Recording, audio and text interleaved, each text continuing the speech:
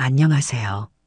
전 강남 한복판 은행에서 쫓겨났던 77살 할머니입니다. 이유요? 낡은 옷을 입었다고요. 청가방을 들었다고요. 키오스크를 잘 못 만진다고요. 그래서 경비원한테 팔 잡혀 밖으로 나왔습니다. 빗속에 그냥 서 있었죠. 창피했냐고요? 아니요. 서러웠냐고요? 글쎄요. 사실 그 순간 제 머릿속엔 딱 한 가지 생각만 들더라고요. 아, 이렇게까지 변했구나. 뭐가 변했냐고요? 그건 조금 이따 말씀드릴게요. 일단 지금은 이것만 기억해 주세요. 전 그날 그 은행에서 정말 억울하게 쫓겨났습니다. 아무 잘못도 없이요. 하지만 이 이야기는 거기서 끝나지 않습니다. 왜냐하면 바로 그날 밤부터 이상한 일들이 벌어지기 시작했거든요. SNS가 난리가 났고 뉴스가 떠들썩했고 급기야 은행 이사회까지 소집되었습니다. 겨우 할머니 한 명 쫓아낸 게 뭐가 그리 대수냐고요? 그러게요. 저도 그게 궁금합니다. 지금부터 그 이야기를 들려드릴게요. 낡은 청가방 하나 들고 은행에 갔다가 인생이 뒤집어진, 아니 정확히는 세상이 뒤집어진 그 이야기를요. 그날은 비가 내리고 있었습니다. 전 아침 일찍부터 준비했어요. 20년 동안 한 번도 꺼내지 않았던 낡은 천가방을 정리하고 깨끗한 옷을 입었죠. 은행 갈 일이 있었거든요.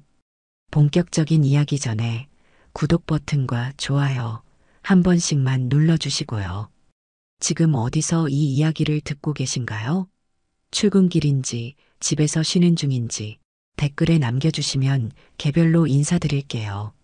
저희 채널은 매일 이런 이야기들을 전해드리고 있습니다.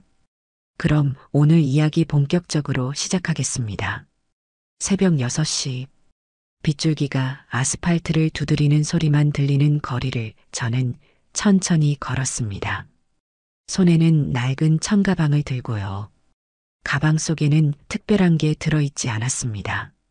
그냥 오래된 수첩 한 권, 펜 한 자루, 그리고 10,000원짜리 몇 장. 평생 쓰던 가방이었죠. 버리지 못하고 계속 들고 다녔습니다. 강남 한복판, 커다란 은행 건물이 보였습니다. 실내은행. 간판을 올려다봤습니다. 참 큰 은행이더군요. 유리문을 밀고 들어갔습니다.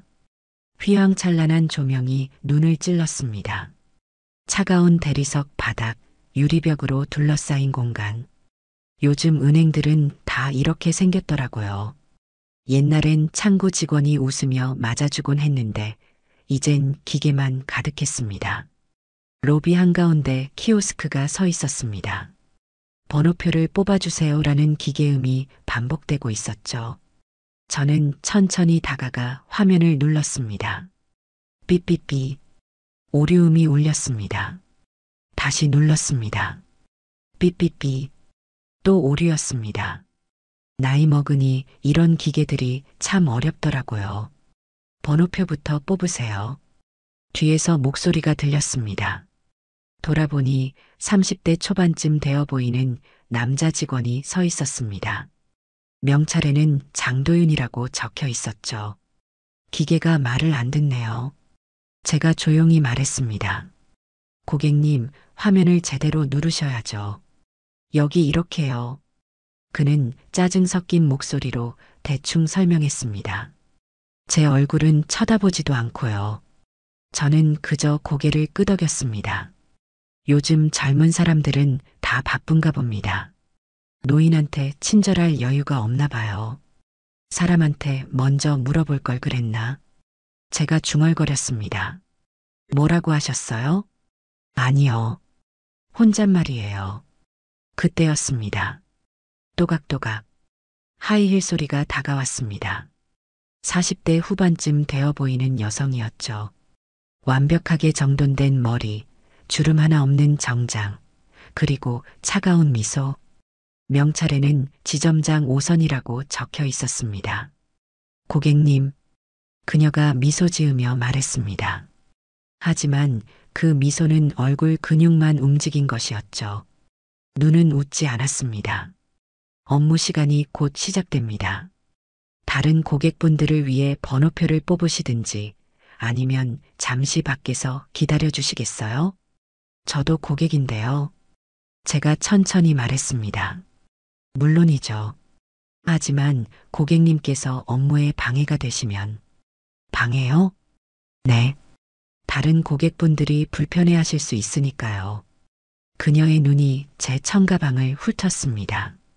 그리고는 코웃음을 쳤죠. 가슴이 철렁 내려앉았습니다. 아, 이 사람은 저를 거지 취급하는구나.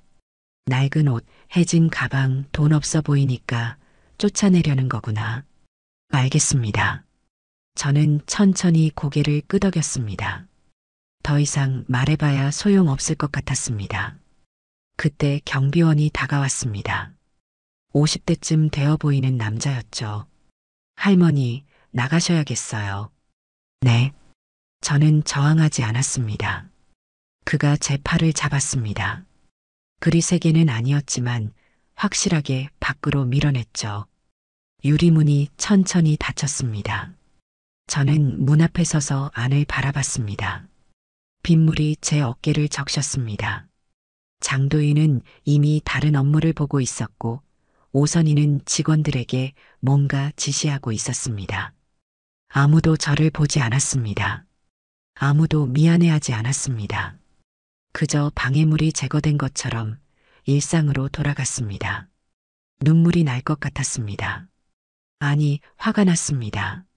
나도 사람인데 나이 먹었다고, 가난해 보인다고, 이렇게 쫓아내도 되는 건가요? 하지만 바로 그때였습니다. 유리문이 다시 열렸습니다. 젊은 여자 직원 한 명이 뛰어나왔습니다. 20대 후반쯤 되어 보였죠. 숨을 헐떡이며 제게 다가왔습니다. 할머니, 괜찮으세요? 그녀의 눈에는 진심 어린 걱정이 담겨 있었습니다. 괜찮아요. 저는 천천히 미소 지었습니다. 할머니, 정말 죄송해요. 제가 도와드릴 수 있는 게 아니에요. 괜찮아요. 정말 미안해요. 안에서 제가 뭐라도 됐어요. 자네만이라도 이렇게 나와줘서 고마워요. 할머니, 자네 이름이 뭐예요? 윤세진이요. 세진이라 이름 참 따뜻하네요. 저는 그녀의 눈을 똑바로 봤습니다.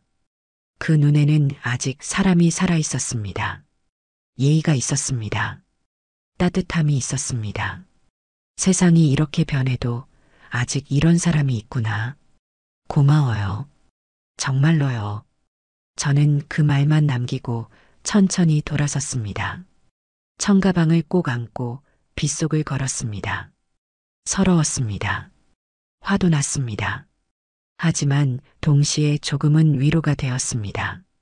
세진이라는 이름, 그 따뜻한 눈빛, 그것만으로도 오늘 밤은 견딜 수 있을 것 같았습니다. 집으로 돌아오는 길은 참 멀게 느껴졌습니다. 비는 여전히 내리고 있었고 청가방은 점점 무거워졌습니다. 버스 정류장에서 한참을 기다렸죠. 젖은 옷 때문에 몸이 떨렸습니다. 할머니, 괜찮으세요? 감기 걸리시겠어요. 옆에 서 있던 젊은 여자가 우산을 씌워줬습니다. 고마워요. 저는 작게 웃었습니다. 세상이 다 차가운 건 아니구나. 아직 이런 사람들도 있구나. 은행에서 만난 세진이도 그랬고, 지금 이 젊은이도 그렇고, 그래도 가슴 한편이 답답했습니다. 왜일까요? 왜 사람들은 겉모습만 보고 판단하는 걸까요? 낡은 옷을 입었다고, 청가방을 들었다고, 나이가 많다고 그게 뭐가 문제인가요? 저도 사람인데 말이죠. 집에 도착했을 땐 이미 밤이었습니다. 작은 원룸이었습니다. 혼자 살기엔 충분했죠. 젖은 옷을 벗어 걸어두고 따뜻한 차를 끓였습니다. 창밖을 바라보며 차를 마셨습니다. 비는 여전히 내리고 있었습니다. 문득 오래전 생각이 났습니다. 60살 때였나요? 그때 전 결심했었죠. 이제 그만 내려놓자. 세상에 연연하지 말자. 그렇게 모든 걸 정리했습니다. 사람들과의 관계도, 과거의 이름도 전부요. 그냥 평범한 노인으로 살고 싶었습니다. 아무도 절 알아보지 못하고 저도 누구도 찾지 않는 그런 삶을요. 그런데 오늘 오랜만에 그 은행에 갔다가 깨달았습니다. 세상은 제가 내려놓은 사이 훨씬 더 차갑게 변해 있었더군요. 신뢰은행이라는 이름이 무색하네. 중얼거렸습니다. 옛날엔 은행이 이렇지 않았는데 사람을 먼저 봤는데 지금은 돈만 보더군요. 겉모습만 보더군요. 핸드폰이 울렸습니다. 딸아이였습니다. 엄마, 오늘 병원 다녀오셨어요? 응, 다녀왔어. 검사 결과 어떻대요? 괜찮대. 걱정 마. 사실은 병원에 가지 않았습니다. 은행에 갔다가 그냥 집에 왔죠. 하지만 딸한테 말할 순 없었습니다. 쫓겨났다는 게 창피했거든요. 엄마, 돈 필요하시면 언제든 말씀하세요. 제가 보내드릴게요. 됐어. 나 돈 있어. 에이, 엄마. 혼자 사시니까 걱정되잖아요. 괜찮다니까. 걱정 말고 너나 잘 살아. 전화를 끊었습니다. 한숨이 나왔습니다. 딸아이는 착하죠. 매달 용돈도 보내주고 자주 전화도 하고 하지만 전 딸한테 짐이 되고 싶지 않았습니다. 그냥 조용히 혼자 살다가 조용히 가고 싶었습니다. 잠이 오질 않았습니다. 침대에 누워 천장을 바라봤습니다. 오늘 있었던 일이 자꾸 떠올랐습니다. 지점장 오선희의 차가운 눈빛, 장도윤의 퉁명스러운 말투, 경비원의 무뚝뚝한 손길, 그리고 윤세진의 따뜻한 눈빛. 할머니, 괜찮으세요? 그 말이 자꾸 귓가에 맴돌았습니다. 오늘 하루 수많은 사람을 만났지만 진심으로 제 안부를 물어본 사람은 세진뿐이었습니다. 세진이라는 이름 참 따뜻했어. 중얼거렸습니다. 그리고 문득 궁금해졌습니다. 저 아이는 앞으로 어떻게 될까요? 저런 따뜻한 마음을 가진 아이가 저 차가운 은행에서 살아남을 수 있을까요? 아니면 점점 지점장이나 도윤 같은 사람이 되어버릴까요? 가슴이 답답했습니다. 아니야. 저 아이는 다를 거야. 스스로에게 말했습니다. 세진의 눈빛은 진짜였으니까요. 저 눈빛만큼은 변하지 않을 거라고 믿고 싱었습니다. 다음 날 아침, 평소처럼 일어나 차를 끓여 마셨습니다. 뉴스를 틀었습니다. 별일 없는 하루가 시작되는가 싶었죠. 그런데 그때였습니다. 핸드폰에 알림이 떴습니다. 이웃 주민이 보낸 메시지였습니다. 복래 씨, 이거 혹시 복래 씨 아니에요? 첨부된 링크를 눌렀습니다. SNS 게시글이었습니다. 제목이 보였습니다. 강남 신뢰은행, 노인 고객 무자비하게 쫓아내. 심장이 쿵 하고 내려앉았습니다. 영상이 있었습니다. CCTV 영상이었죠. 제가 경비원한테 팔 잡혀나가는 장면. 지점장 오선희가 차갑게 바라보는 장면. 그리고 빗속에 홀로 서 있는 제 뒷모습. 조회수는 벌써 수만 건을 넘어가고 있었습니다. 댓글들이 달려 있었습니다. 이게 뭐 하는 짓이냐? 노인한테 어떻게 저럴 수가 있어? 신뢰은행? 신뢰 따윈 없네요. 완전 노인 차별 아닌가요? 손이 떨렸습니다. 아니, 이게 대체 어떻게 된 일이죠? 누가 이 영상을 올린 거죠? 왜 이렇게 퍼진 거죠? 저는 그냥 조용히 있고 싶었는데 창피한 일이잖아요. 쫓겨난 거잖아요. 그런데 이렇게 세상에 알려지다니 핸드폰을 꽉 쥐었습니다. 가슴이 두근거렸습니다. 무서웠습니다. 사람들이 절 알아볼까봐, 딸아이가 알까봐, 이웃들이 수군거릴까봐. 하지만 동시에 묘한 감정이 들었습니다. 아, 나만 억울했던 게 아니구나. 다른 사람들도 이게 잘못됐다고 생각하는구나. 그 생각이 드니까 조금은 위로가 되더군요. TV를 켰습니다. 아침 뉴스였습니다. 그리고 그 순간 화면에 제가 나왔습니다. 어제 강남의 한 은행에서 노인 고객을 무례하게 쫓아낸 사건이 논란이 되고 있습니다. 앵커의 목소리가 들렸습니다. 영상이 다시 나왔습니다. CCTV 영상이요. 저는 화면을 멍하니 바라봤습니다. 이게 진짜 일어나고 있는 일인가요? 겨우 하루 만에 이렇게 큰일이 된 건가요? 리모컨을 든 손이 떨렸습니다. 그리고 그때 뉴스에서 이런 말이 들렸습니다. 신뢰은행 측은 현재 조사 중이라며 공식 입장을 내놓지 않고 있습니다. 하지만 네티즌들의 분노는 점점 커지고 있는 상황입니다. 화면이 바뀌었습니다. 은행 앞에 기자들이 몰려 있었습니다. 그리고 그 안에서 지점장 오선희가 고개를 숙이고 건물로 들어가는 모습이 보였습니다. 저는 숨을 삼켰습니다. 이제 뭐가 어떻게 되는 거죠? 제 조용한 삶은 어떻게 되는 거죠? 두려웠습니다. 하지만 동시에 어쩐지 모르게 가슴 한편이 뜨거워졌습니다. 세상이 제 편을 들어주고 있었으니까요. 처음으로 누군가 제 억울함을 알아줬으니까요. 같은 시각, 신뢰은행 본점. 지점장 오선희는 책상 앞에 앉아 컴퓨터 화면을 노려보고 있었습니다. 화면에는 끊임없이 올라오는 댓글들이 가득했죠. 완전 노인 혐오 아니냐.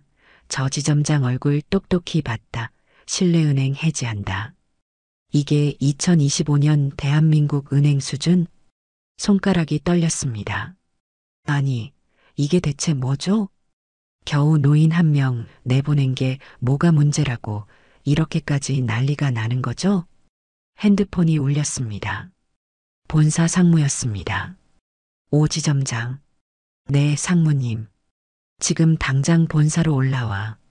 긴급 회의야. 하지만 저는 변명은 나중에 해. 일단 와. 전화가 끊겼습니다. 오선희는 핸드폰을 내려놓고 한숨을 쉬었습니다. 20년 넘게 은행 생활하면서 이런 일은 처음이었습니다. 항상 완벽하게 처리했는데, 항상 모범적으로 일했는데, 왜 하필 이 일이 이렇게 커진 거죠? 본사 회의실, 길쭉한 테이블에 임원들이 둘러앉아 있었습니다. 분위기는 냉랭했습니다. 상무가 먼저 입을 열었습니다. 오 지점장, 상황 파악은 했나? 네, 죄송합니다. 죄송하다고? 지금 우리 은행 이미지가 바닥으로 떨어지고 있어. SNS는 날리고 뉴스에서 계속 나오고 주가도 떨어지기 시작했어. 오선희는 고개를 숙였습니다. 제가 그냥 업무 규정대로 한 건데. 업무 규정? 다른 임원이 비웃듯 말했습니다. 번호표도 안 뽑은 고객을 쫓아낸 게 업무 규정이야? 하지만 다른 고객분들이 불편해하셨고, 증거는 CCTV 보니까 로비에 고객 두세 명밖에 없던데, 오선희는 할 말이 없었습니다. 사실이었으니까요. 그날 아침 은행은 한산했습니다. 고객도 별로 없었죠. 그냥 보기 싫었습니다. 낡은 옷에 해진 가방을 든 노인이 은행 이미지에 안 좋을 것 같았습니다. 그래서 내보냈던 거였죠. 지점장, 솔직하게 말해봐. 왜 쫓아낸 거야? 상무가 날카롭게 물었습니다. 그게 저는 가난해 보였으니까? 돈 없어 보였으니까? 오선희는 입술을 깨물었습니다. 부인할 수 없었습니다. 이번 일로 우리 은행 신뢰도가 얼마나 떨어졌는지 알아? 고객들이 계좌 해지한다고 난리야. 이거 어떻게 수습할 건데? 죄송합니다, 제가. 그때였습니다. 회의실 문이 열렸습니다. PR팀 직원이 급하게 들어왔습니다. 상무님, 큰일 났습니다. 뭔데? 포털 사이트 실시간 검색어 1위에 신뢰은행 노인 차별이 올랐습니다. 그리고 청와대 국민청원 게시판에 청원글이 올라왔습니다. 회의실이 조용해졌습니다. 청원이라고? 네. 신뢰은행의 노인 차별 실태조사 요구라는 제목입니다. 올라온 지 2시간 만에 동의자가 5천 명을 넘었습니다. 상무가 책상을 쳤습니다. 젠장, 이거 완전히 걷잡을 수 없게 됐잖아. 오선희는 얼굴이 새하얗게 질렸습니다. 어떻게 이렇게까지 된 거죠? 같은 시각, 신뢰은행 강남지점. 윤세진은 창구에 앉아 있었지만 일이 손에 잡히질 않았습니다. 자꾸 어제 그 할머니 얼굴이 떠올랐습니다. 빗속에 홀로 서 계시던 뒷모습, 고마워요라고 하시던 따뜻한 목소리, 그리고 슬픈 눈빛. 세진아, 옆자리 동료가 불렀습니다. 응? 너 어제 그 할머니한테 나갔었지? 괜찮아? 응, 괜찮아. 지점장님 엄청 화나셨던데. 너한테 뭐라고 안 하셨어? 아직은 아무 말씀 안 하셨어. 동료가 한숨을 쉬었습니다. 이거 큰일 났다. 뉴스 봤어? SNS 난리야. 우리 지점 완전 욕먹고 있어. 나도 봤어. 솔직히 나도 그때 있었는데 좀 심하긴 했어. 할머니 아무 잘못도 안 했잖아. 세진은 고개를 끄덕였습니다. 그때 장도윤이 지나가며 말했습니다. 쓸데없는 소리 하지 말고 일이나 해. 지점장님 오시면 다 죽어. 동료는 입을 다물었습니다. 하지만 세진은 도윤을 쳐다봤습니다. 과장님, 왜? 그때 할머니한테 너무 하신 거 아니에요? 도윤의 얼굴이 굳었습니다. 뭐? 할머니가 기계 못 다루신다고 짜증내시고 그냥 좀 도와드리시지 그러셨어요. 야, 윤세진. 지금 나한테 잘못했다고 따지는 거야? 아니에요. 그냥 할머니가 불쌍하셨어요. 불쌍하긴. 번호표도 제대로 못 뽑으면서 왜 은행을 와? 그리고 지금 이 난리가 다 누구 때문인데? 할머니 잘못은 아니잖아요. 도윤이 코웃음을 쳤습니다. 너 지금 선배한테 대드는 거야? 대드는 게 아니라 그냥 제 생각을 말씀드리는 거예요.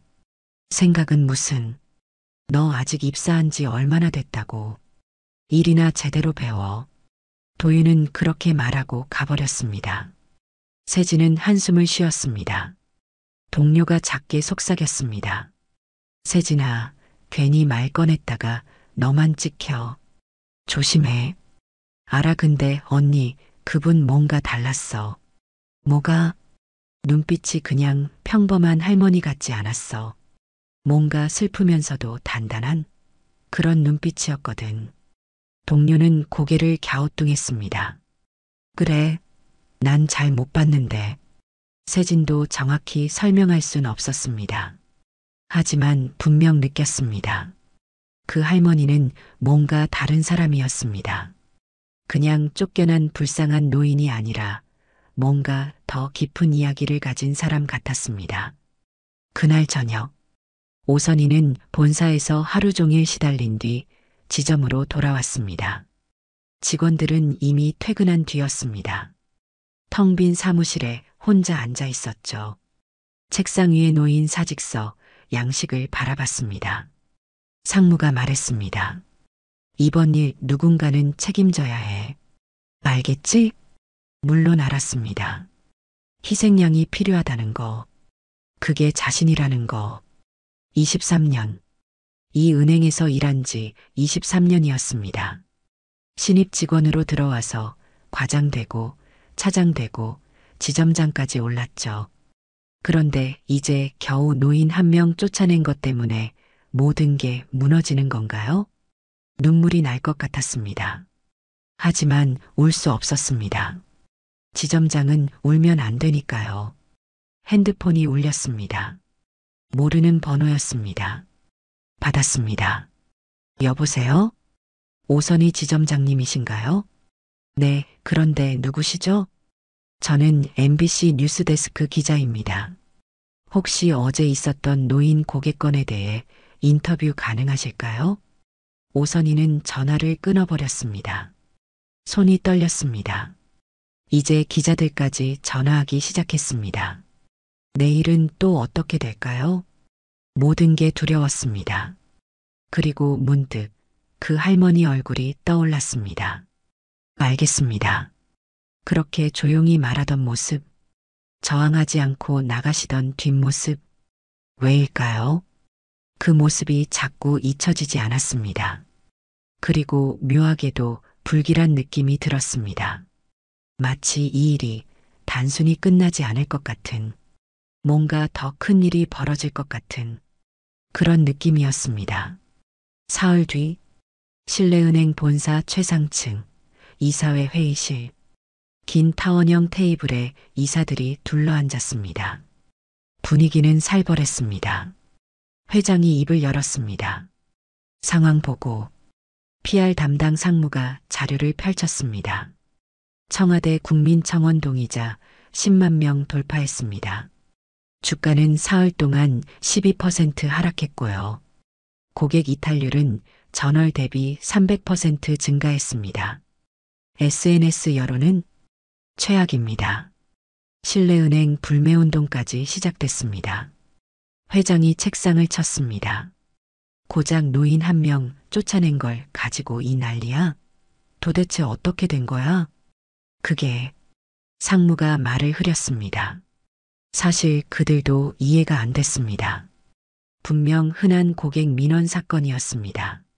매년 수십 건씩 일어나는 일이었죠. 그런데 유독 이번만은 달랐습니다.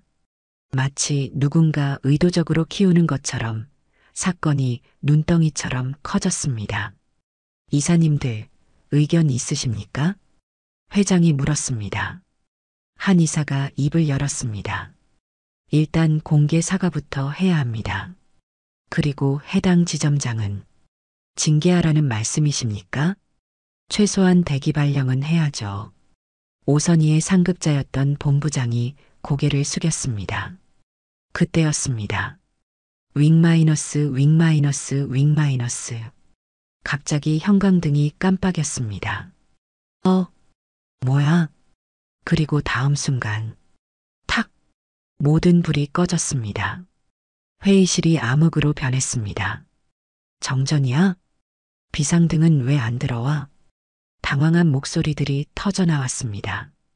그런데 이상했습니다. 창밖을 보니 주변 건물들은 멀쩡했습니다. 우리 건물만 나간 거야? 바로 그때였습니다. 지지직 마이너스. 회의실 정면에 대형 스크린이 켜졌습니다. 하얀 화면. 그리고 그 위에 검은 글씨가 떠올랐습니다. 예의는 어디에 있습니까? 회의실이 조용해졌습니다. 모두가 화면을 멍하니 바라봤습니다. 이게 뭐야? 누가 장난치는 거야? 회장이 버럭 소리쳤습니다. 당장 IT팀 불러. 지금 뭐 하는 거야? 비서가 급히 전화를 걸었지만 통화가 되지 않았습니다. 그때 회의실 문이 열렸습니다. IT팀장이 헐레벌떡 뛰어들어왔습니다. 회장님, 뭐야, 이게 대체 무슨 일이야? 전산망이 다운됐습니다. 본사 전체 시스템이 마비됐습니다. 아니, 전국 지점 전부요. 이사들의 얼굴이 새하얗게 질렸습니다. 해킹이야? 누가 이런 짓을? IT팀장은 땀을 뻘뻘 흘렸습니다. 저희도 지금 확인 중인데 이상한 점이 있습니다. 이상한 점? 해킹 흔적이 전혀 없습니다. 외부 침입도 없고요. 마치 내부에서 누군가 시스템을 조작한 것처럼 보입니다. 내부? 우리 직원 중에 이런 짓 할 놈이 어디 있어? 그게 접속 기록을 보니까 IT팀장이 태블릿을 꺼냈습니다. 화면을 확대해서 보여줬습니다. 접속 계정 창립자 권한 사용자 이름 정복래. 회의실이 다시 조용해졌습니다. 정복래. 한 이사가 중얼거렸습니다. 이 이름 어디서 들어본 것 같은데. 나이 많은 고문이 천천히 입을 열었습니다. 정복래. 우리 은행 창립 멤버입니다. 창립 멤버요? 네. 정확히는 창립 회장이셨죠. 공기가 얼어붙었습니다. 회장이 눈살을 찌푸렸습니다. 창립 회장? 그런 사람이 있었나? 20년 전에 은퇴하셨습니다. 그 이후로 완전히 잠적하셨고요. 살아계신지조차 모르는 상태였습니다. 그 사람이 지금 우리 시스템을 다운시켰다고? IT 팀장이 고개를 끄덕였습니다. 창립자 권한은 모든 시스템에 대한 최고 권한입니다. 이론적으로는 시스템 전체를 장악할 수 있죠. 미친 그럼 지금 그 할머니가 한 이사가 말을 흐렸습니다. 그때 다른 이사가 황급히 핸드폰을 꺼내 뉴스를 검색했습니다. 잠깐만요. 그 쫓겨난 할머니 혹시 그는 CCTV 영상을 다시 재생했습니다. 흐릿하게 찍힌 노인의 얼굴. 이름 확인된 거 있나요? PR 담당 상무가 서류를 뒤적였습니다. 아직 신원은 확인 안 됐습니다. 본인이 이름을 밝히지 않으셔서 전화번호는 번호표도 안 뽑으셨고 업무도 진행 안 됐습니다. 회장이 천천히 의자에 앉았습니다. 손이 떨렸습니다. 설마 그 할머니가 정복래 회장이었다는 건가? 아무도 대답하지 못했습니다. 하지만 모두 같은 생각을 하고 있었습니다. 만약 정말 그렇다면, 만약 그 쫓겨난 할머니가 이 은행을 만든 창립자였다면, 이건 단순한 고객 민원 사건이 아닙니다. 이건 재앙이었습니다. 같은 시각 정복래의 집. 복래는 작은 노트북 앞에 앉아 있었습니다. 화면에는 은행 전산망 상태가 보였습니다. 시스템 일시 중지 메시지 전송 완료. 복래는 조용히 미소 지었습니다. 예인은 어디에 있습니까? 그 메시지가 지금쯤 본사 회의실에 떠 있겠죠. 20년 전 은행을 떠나면서 복래는 단 하나만 남겨뒀습니다. 창립자 권한. 언젠가 필요할 것 같아서요. 그리고 지금 그 권한을 사용할 때가 왔습니다. 시험의 두 번째 단계였습니다. 첫 번째는 현장에서 직접 예의를 확인하는 것이었죠. 그리고 두 번째는 그들이 진짜로 반성할 수 있는지 보는 겁니다. 핸드폰이 울렸습니다. 딸아이였습니다. 엄마, 뉴스 봤어요? 신뢰은행 완전 난리 났던데요. 그래, 나는 안 봤는데. 엄마, 혹시 그 쫓겨난 할머니 엄마 아니죠? 복래는 잠시 침묵했습니다. 그리고 조용히 말했습니다. 아니야. 내가 왜 은행에서 쫓겨나겠니? 다행이다. 엄마 나이에 그런 일 당하시면 어쩌나 했네요. 걱정 마. 엄마 괜찮아.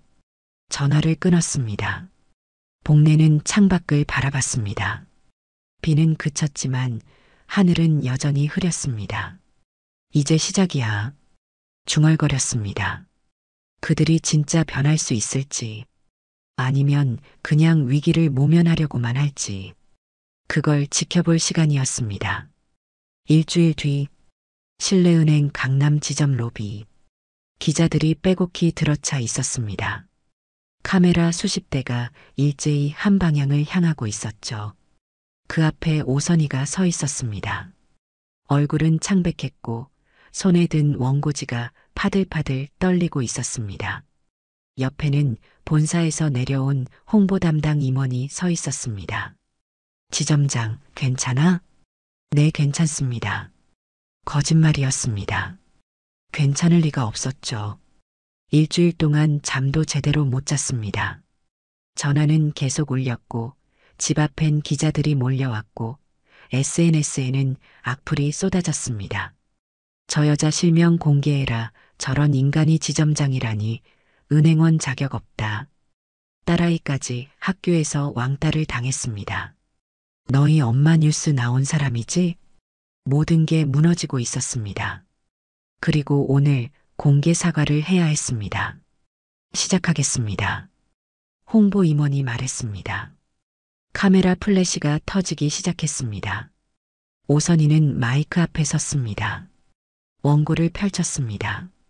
저는 신뢰은행 강남 지점장 오선희입니다. 목소리가 떨렸습니다. 지난주 저희 지점에서 고객님께 불쾌감을 드린 점 진심으로 사과드립니다. 그때였습니다. 뒤쪽에서 웅성거리는 소리가 들렸습니다. 저기 좀 봐. 누구야? 오선희가 고개를 들었습니다. 로비 입구 쪽이었습니다. 사람들이 길을 비키고 있었습니다. 그리고 그 사이로 한 노인이 천천히 걸어 들어왔습니다. 낡은 외투, 해진 청가방, 구부정한 허리, 심장이 쿵 하고 내려앉았습니다. 저분, 그 할머니였습니다. 일주일 전 자신이 쫓아냈던 바로 그 할머니.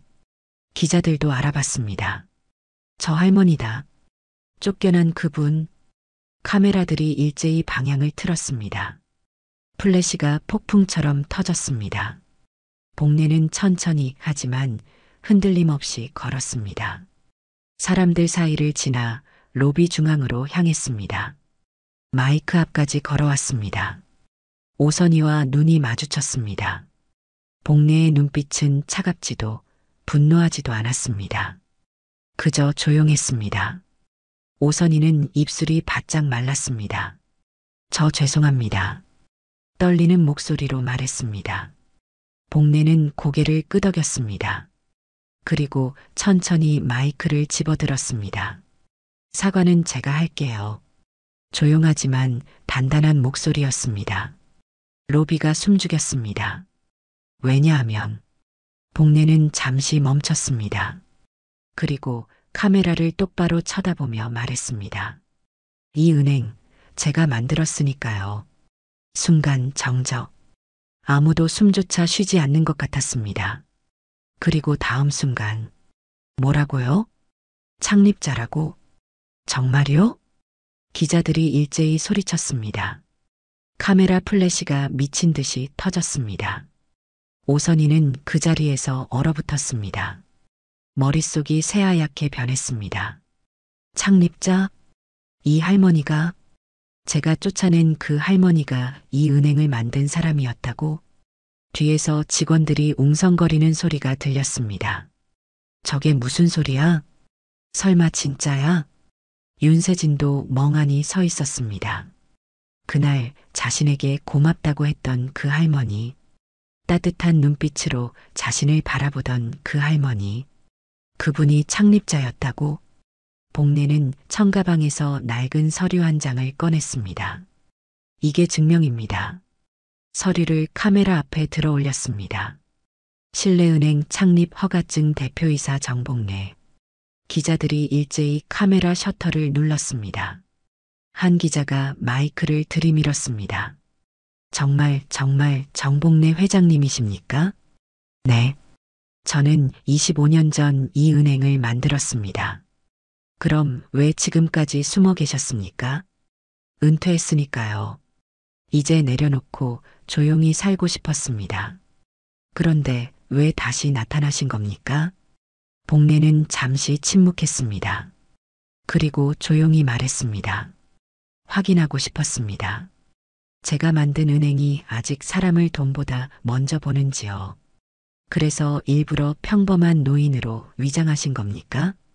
위장이 아닙니다. 저는 그냥 평범한 노인입니다. 낡은 옷을 입고 청가방을 들고 키오스크를 잘 못 다루는. 복례의 목소리가 조금 높아졌습니다. 하지만 그게 문제입니까? 노인이라고 가난해 보인다고 쫓아내도 되는 겁니까?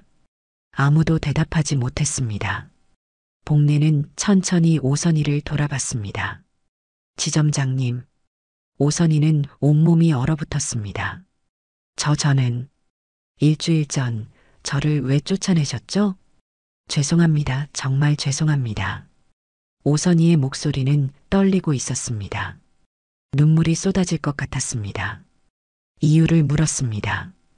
복례의 목소리는 여전히 조용했습니다. 오선희는 입술을 깨물었습니다. 그리고 떨리는 목소리로 말했습니다. 가난해 보였습니다.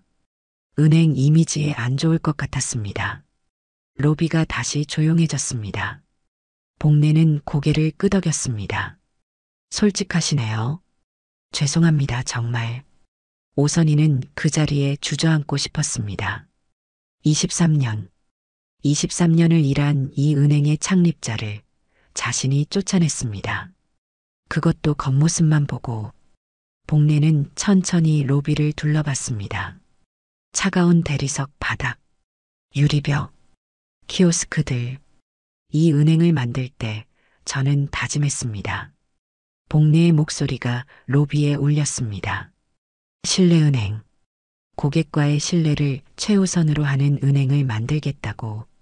돈이 많든 적든, 옷이 좋든 나쁘든, 나이가 많든 적든 모든 고객을 동등하게 대하겠다고. 하지만 오늘 제가 확인한 건 복내는 잠시 멈췄습니다. 신뢰는 어디에도 없었습니다. 예의도 따뜻함도 없었습니다.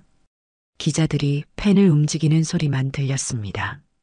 하지만 복내의 목소리가 부드러워졌습니다. 단 한 사람만큼은 달랐습니다. 복내는 윤세진을 향해 고개를 돌렸습니다. 세진은 눈이 커졌습니다. 저분입니다. 윤세진 씨. 세진은 얼굴이 빨개졌습니다.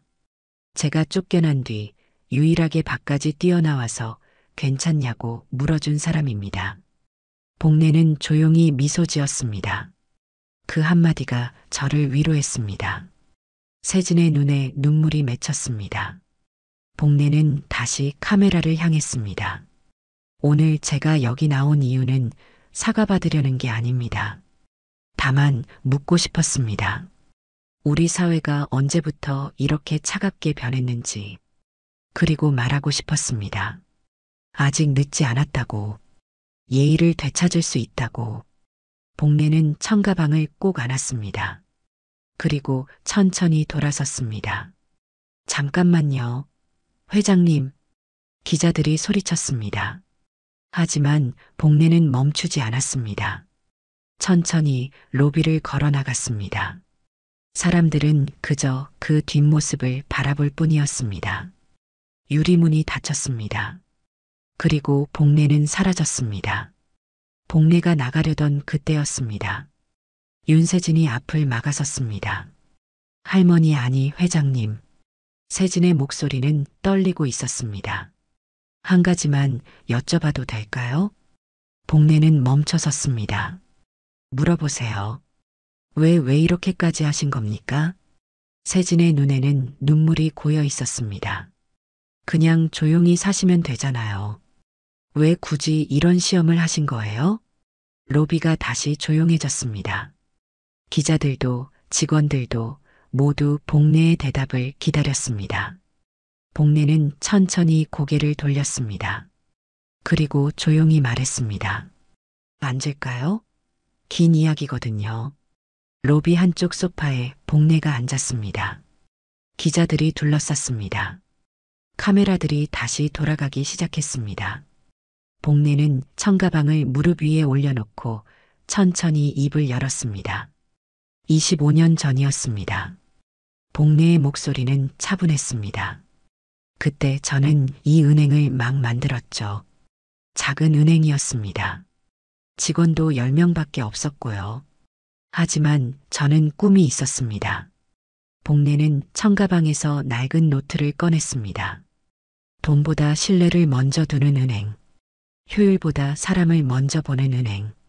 노트를 펼쳤습니다. 첫 페이지에 붉은 펜으로 쓰인 글씨가 보였습니다. 고객은 돈이 아니라 사람이다. 이게 제 신념이었습니다. 복내는 노트를 카메라 앞에 들어 보였습니다. 그래서 은행 이름도 신뢰은행으로 지었죠. 한 기자가 손을 들었습니다. 그런데 왜 은퇴하신 겁니까? 복내는 잠시 침묵했습니다. 그리고 쓸쓸하게 웃었습니다. 지쳤습니다. 은행이 커질수록 사람들은 돈만 이야기했습니다. 신뢰보다 수익을, 사람보다 효율을 원했죠. 임원들은 제 방식이 시대에 뒤떨어졌다고 했습니다. 그래서 저는 내려놓기로 했습니다. 더 이상 싸우기 싫었거든요. 복내의 목소리에 피로가 묻어났습니다. 은퇴 후 20년 저는 세상과 단절하고 살았습니다. 이름도 바꾸고 과거도 지우고요. 하지만 한 달 전 우연히 뉴스를 봤습니다. 복내는 천천히 로비를 둘러봤습니다. 신뢰은행이 AI 시스템 도입으로 고객 응대를 효율화했다는 뉴스였죠. 그 순간 궁금했습니다. 제가 만든 은행이 정말 얼마나 변했을까? 그래서 직접 와봤습니다. 평범한 노인으로요. 오선이는 고개를 들 수 없었습니다. 복내는 계속 말했습니다. 처음 문을 열고 들어왔을 때 느꼈습니다. 사람의 온기가 사라졌다고. 키오스크만 있고 직원들은 고객을 보지 않고 모든 게 차가웠습니다. 그리고 저는 알았죠. 제가 만든 은행은 이미 죽었다고. 로비가 숨죽였습니다. 하지만 포기할 수 없었습니다. 복내는 청가방을 어루만졌습니다. 25년 전 제가 이 가방을 들고 첫 출근했을 때를 기억합니다. 직원들에게 말했죠. 우리는 고객의 돈을 지키는 게 아니라 고객의 신뢰를 지킨다고. 그게 제 철학이었습니다. 복내는 청가방에서 또 다른 서류를 꺼냈습니다. 낡고 누렇게 바랜 종이였습니다. 이게 뭐냐고요? 복내는 서류를 펼쳤습니다. 신뢰은행 창립 헌장. 맨 위에 붉은 글씨로 크게 적혀 있었습니다. 고객은 돈이 아니라 사람이다. 기자들이 일제히 카메라를 들이댔습니다. 이게 원본입니다. 25년 전 제가 직접 쓴 창립 헌장이죠. 복내는 헌장을 천천히 읽었습니다. 첫째, 우리는 모든 고객을 평등하게 대한다. 둘째, 우리는 고객의 겉모습이 아닌 마음을 본다. 셋째, 우리는 예의를 최우선으로 한다. 넷째, 우리는 신뢰로 세상을 바꾼다. 복내의 목소리가 떨렸습니다. 이게 제 약속이었습니다. 하지만 오늘 이 약속은 하나도 지켜지지 않았더군요. 오선이가 울음을 터뜨렸습니다. 죄송합니다. 정말 죄송합니다. 다른 직원들도 고개를 숙였습니다. 복내는 헌장을 내려놓고 세진을 바라봤습니다. 하지만 세진이 고개를 들었습니다. 당신만큼은 이 헌장을 지켰습니다. 겉모습을 보지 않고 예의를 지키고 사람의 마음을 봤죠. 세진의 눈에서 눈물이 흘러내렸습니다. 저는 그냥이 아닙니다. 복내는 단호하게 말했습니다. 당신의 괜찮으세요? 라는 한마디가 저를 살렸습니다. 그 한마디가 증명했습니다. 아직 이 은행에 희망이 남아있다고. 복내는 천천히 일어섰습니다. 그리고 마지막으로 기자들을 향해 말했습니다. 제가 오늘 여기 온 이유는 복수가 아닙니다. 다만 깨닫게 하고 싶었습니다. 예의 없는 효율은 폭력이라는 것. 돈보다 중요한 건 사람이라는 것. 그리고 신뢰는 하루아침에 무너지지만 되찾는 데는 평생이 걸린다는 것. 복내는 창립 헌장을 오선이에게 건넸습니다. 지점장님. 오선이는 떨리는 손으로 헌장을 받았습니다. 이걸 드립니다. 다시 읽어보세요. 그리고 기억하세요. 당신이 일하는 이곳이 어떤 철학으로 시작됐는지를요. 오선이는 헌장을 꼭 안고 눈물을 흘렸습니다. 회장님, 정말 죄송합니다. 복내는 고개를 끄덕였습니다. 사과는 저한테 하는 게 아닙니다. 앞으로 만날 모든 고객에게 하세요. 진심으로요. 복내는 다시 청가방을 들었습니다. 그럼 이제 진짜 가보겠습니다. 잠깐만요, 회장님. 한 기자가 소리쳤습니다. 앞으로 어떻게 하실 겁니까? 다시 은행으로 돌아오실 건가요? 복내는 고개를 저었습니다. 아니요. 제 시대는 끝났습니다. 이제는 젊은 사람들이 만들어갈 차례죠. 복내는 윤세진을 바라봤습니다. 세진 씨 같은 사람들이요. 세진은 눈물을 닦았습니다. 복례는 마지막으로 로비를 둘러봤습니다. 25년 전 자신이 꿈꿨던 은행. 지금은 차갑게 변해버린 이곳. 하지만 아직 희망은 남아 있었습니다. 예의를 잃지 마세요. 여러분. 복례는 그 말을 남기고 천천히 걸어 나갔습니다. 이번에는 아무도 막지 않았습니다. 다들 그저 고개를 숙이고 복례의 뒷모습을 바라볼 뿐이었습니다. 유리문이 닫혔습니다. 그리고 로비에는 긴 침묵만이 남았습니다. 복례가 떠난 뒤 로비는 한참 동안 조용했습니다. 기자들도 직원들도 아무도 움직이지 않았습니다. 오선희는 창립 헌장을 꼭 안고 주저앉아 있었습니다. 고객은 돈이 아니라 사람이다. 그 글씨를 보는 순간 눈물이 멈추지 않았습니다. 23년 동안 자신은 뭘 했을까요? 고객을 돈으로만 봤습니다. 실적으로만 봤습니다. 예의는 어디론가 사라졌고 효율만 남았습니다. 그리고 결국 자신이 일하는 은행을 만든 사람을 쫓아냈습니다. 지점장님, 윤세진이 다가왔습니다. 괜찮으세요? 오선희는 고개를 들었습니다. 세진의 눈빛은 따뜻했습니다. 비난하지 않았습니다. 세진 씨, 네, 나는 정말 최악이었어. 오선희의 목소리는 떨렸습니다. 그분이 누구신지도 모르고 아니, 알았어도 똑같이 했을 거야. 가난해 보였으니까. 지점장님, 너는 달랐어. 너는 그분을 사람으로 봤어. 나는 그저 귀찮은 존재로만 봤는데. 세진은 오선희의 어깨에 손을 얹었습니다. 지점장님, 아직 늦지 않았어요. 뭐가? 변할 수 있어요. 회장님도 그렇게 말씀하셨잖아요. 오선희는 창립 헌장을 다시 봤습니다. 그리고 천천히 고개를 끄덕였습니다. 그날 밤, 오선희는 집에 돌아와 책상 앞에 앉았습니다. 창립 헌장을 펼쳐놓고 한 글자 한 글자 읽었습니다. 그리고 편지를 쓰기 시작했습니다. 정복래 회장님께. 펜을 잡은 손이 떨렸습니다. 뭐라고 써야 할까요? 죄송하다고? 그건 이미 수없이 말했습니다. 용서해달라고? 용서받을 자격이 있을까요? 한참을 망설이다 오선희는 천천히 글을 써내려갔습니다.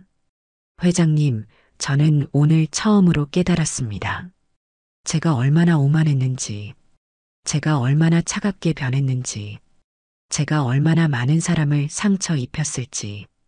23년 동안 은행에서 일하면서 저는 신뢰은행이 왜 신뢰은행인지 한 번도 생각해 본 적이 없었습니다.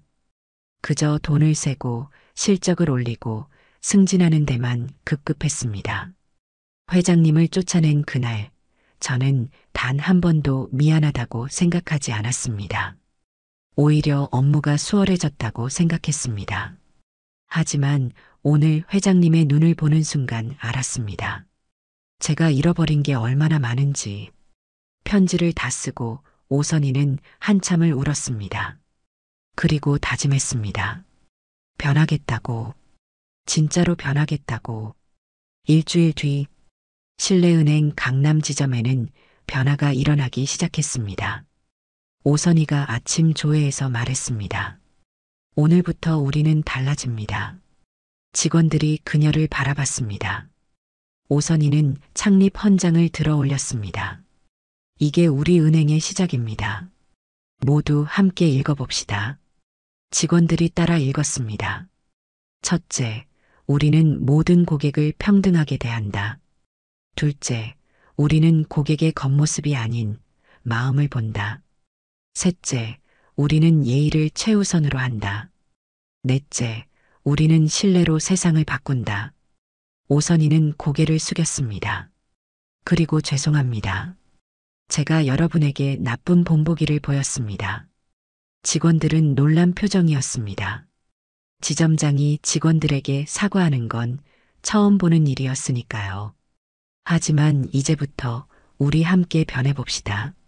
진짜 실내은행답게요. 장도윤이 손을 들었습니다. 지점장님. 네, 도윤 씨. 저도 죄송합니다. 그날 제가 할머니께 너무 무례했습니다. 도윤의 목소리도 떨렸습니다. 저는 그저 귀찮았습니다. 기계도 못 다루는 노인이 왜 은행에 오나 싶었습니다. 하지만 틀렸습니다. 그분은 우리보다 훨씬 큰 분이셨는데 오선이는 고개를 끄덕였습니다. 우리 모두 틀렸어요. 하지만 이제라도 바로잡읍시다. 그날부터 지점은 조금씩 변하기 시작했습니다. 키오스크 옆에는 항상 직원 한 명이 대기했습니다. 어르신들이 오시면 친절하게 도와드렸습니다. 옷차림이나 겉모습을 보지 않고 모든 고객을 똑같이 대했습니다. 그리고 로비 한쪽에는 작은 액자가 걸렸습니다. 고객은 돈이 아니라 사람이다. 마이너스 신뢰은행 창립회장 정복래. 한 달 뒤 윤세진은 점심시간에 밖으로 나왔습니다. 은행 앞 벤치에 앉아 샌드위치를 먹고 있었죠. 그때였습니다. 세진 씨. 익숙한 목소리가 들렸습니다. 고개를 들자 복래가 서 있었습니다. 할머니. 세진은 벌떡 일어났습니다. 아니, 회장님. 복래는 손을 저었습니다. 그냥 할머니라고 불러요. 그게 편해요. 하지만 앉아요. 나도 앉을게요. 두 사람은 벤치에 나란히 앉았습니다. 복래는 청가방을 무릎에 올려놓고 은행 건물을 바라봤습니다. 많이 변했더군요. 네. 지점장님이 진짜 많이 노력하세요. 그래요? 네. 매일 아침 창립 헌장을 읽고 직원들한테도 예의를 강조하시고요. 복래는 조용히 미소 지었습니다. 다행이네요. 할머니. 응? 궁금한 게 있어요. 세진이 조심스럽게 물었습니다. 왜 저한테만 그렇게 잘해주셨어요? 전 그냥 당연한 걸 했을 뿐인데. 복래는 세진을 바라봤습니다. 당연한 게 아니에요, 세진 씨. 네. 그날 나를 쫓아낸 사람은 많았어요. 무시한 사람도 많았고요. 하지만 유일하게 밖까지 뛰어나와서 괜찮으세요? 라고 물어본 사람은 당신뿐이었어요. 복래의 목소리가 따뜻했습니다. 그 한마디가 증명했어요. 아직 세상에 예의가 남아있다고. 그래서 나는 희망을 가질 수 있었어요. 세진의 눈에 눈물이 맺혔습니다. 복래는 청가방에서 작은 상자를 꺼냈습니다. 이거 받아요. 이게 뭐예요? 세진이 상자를 열었습니다. 안에는 작은 배지가 들어 있었습니다. 신뢰은행 창립 정신 계승자. 이건 25년 전 제가 처음 만든 배지예요. 창립 멤버들에게 하나씩 줬죠. 복래는 배지를 세진의 손에 쥐어줬습니다. 이제 당신이 가지세요. 당신이야말로 이 배지를 받을 자격이 있으니까요. 할머니, 저는 잘 부탁해요, 세진 씨. 이 은행을, 아니, 이 세상을 좀 더 따뜻하게 만들어주세요. 세진은 배지를 꼭 쥐고 눈물을 흘렸습니다. 감사합니다. 정말 감사합니다. 복래는 천천히 일어섰습니다. 그럼 이제 진짜 가볼게요. 또 오실 거죠? 복래는 미소 지었습니다. 가끔요. 당신이 잘하고 있는지 확인하러요. 세진도 미소 지었습니다. 열심히 할게요. 약속드릴게요. 복래는 청가방을 들고 천천히 걸어갔습니다. 세진은 그 뒷모습을 한참 바라봤습니다. 그리고 배지를 가슴에 달았습니다. 따뜻한 햇살이 배지를 비쳤습니다. 그날 밤, 복래는 작은 공방으로 돌아왔습니다. 공방이라고 해봐야 원룸 한쪽에 마련한 작은 공간이었죠. 오래된 재봉틀, 실타래들, 그리고 천조각들. 복래는 청가방을 책상 위에 올려놓았습니다. 25년을 함께한 가방. 처음 은행을 만들 때부터 들고 다녔던 가방. 은퇴할 때도, 세상과 단절할 때도, 그리고 은행을 다시 찾아갔을 때도 함께 했던 가방. 낡고 해졌지만 버릴 수 없었습니다. 이 가방에는 추억이 담겨 있었으니까요. 복내는 서랍에서 붉은 실타래를 꺼냈습니다. 그리고 바늘에 실을 끼웠습니다. 나이가 들어 눈이 침침했지만 손은 여전히 정교했습니다. 가방 앞면에 바늘을 대었습니다. 한 땀 한 땀, 천천히 정성스럽게 붉은 실로 한자를 수놓기 시작했습니다. 신뢰할 신. 이 한 글자에 복내의 모든 것이 담겨 있었습니다. 바늘을 움직이며 복내는 지난 날들을 떠올렸습니다. 25년 전 작은 사무실에서 시작했던 은행. 신뢰은행으로 하겠습니다. 임원들 앞에서 말했을 때 모두 고개를 갸우뚱했었죠. 신뢰라니요? 너무 추상적이지 않습니까? 아닙니다. 은행의 본질은 돈이 아니라 신뢰입니다. 복내는 확신했었습니다. 사람과 사람 사이의 신뢰. 그것이 모든 것의 시작이라고. 한 땀 한 땀. 실이 천을 뚫고 나왔습니다. 그때 첫 고객이 생각났습니다. 할머니 한 분이었죠. 5만 원을 맡기러 오셨습니다. 이것밖에 없는데 괜찮을까요? 당연하죠. 감사합니다. 복내는 그 5만 원을 금괴처럼 소중하게 다뤘습니다. 금액이 중요한 게 아니었습니다. 그 할머니의 신뢰가 중요했으니까요. 한 땀 한 땀. 신자의 윤곽이 점점 선명해졌습니다. 은행이 커지면서 사람들은 변했습니다. 회장님, 이제 고액 자산가 위주로 영업해야 합니다. 왜죠? 효율적이니까요. 소액 고객들은 시간만 잡아먹습니다. 복내는 고개를 저었습니다. 그럼 우리가 은행을 만든 이유가 뭡니까? 하지만 목소리는 점점 작아졌습니다. 임원들의 반대는 거세졌고 복내는 지쳐갔습니다. 그리고 결국 내려놓았습니다. 한 땀 한 땀. 복내의 눈가에 주름이 깊어졌습니다. 그렇게 20년이 흘렀습니다. 세상과 단절하고 이름을 바꾸고 그냥 평범한 노인으로 살았죠. 하지만 마음속 한편에는 늘 궁금했습니다. 내가 만든 은행은 잘 있을까? 신뢰라는 이름을 지키고 있을까? 그래서 갔습니다. 평범한 노인의 모습으로. 그리고 확인했습니다. 신뢰는 사라졌고 예의도 없었습니다. 하지만 윤세진이 있었습니다. 한 땀 한 땀. 신자가 거의 완성되어 갔습니다. 복내는 조용히 미소 지었습니다. 세진의 얼굴이 떠올랐습니다. 할머니, 괜찮으세요? 그 한마디가 모든 것을 바꿨습니다. 절망 속에서 희망을 발견했습니다. 아직 세상은 끝나지 않았다고. 아직 예의는 살아있다고. 마지막 한 땀. 복내는 바늘을 천에 꽂고 실을 당겼습니다. 그리고 매듭을 지었습니다. 완성되었습니다. 붉은 실로 수놓은 신자가 천가방 위에 빛나고 있었습니다. 복내는 가방을 들어 올려 조명 아래 비춰봤습니다. 25년 전 시작했던 그 마음. 사람을 신뢰하고 예의를 지키고 따뜻함을 잃지 않겠다는 그 마음. 이제 다시 이 가방에 새겼습니다. 복내는 가방을 가슴에 안았습니다. 잘 걸렸어요. 중얼거렸습니다.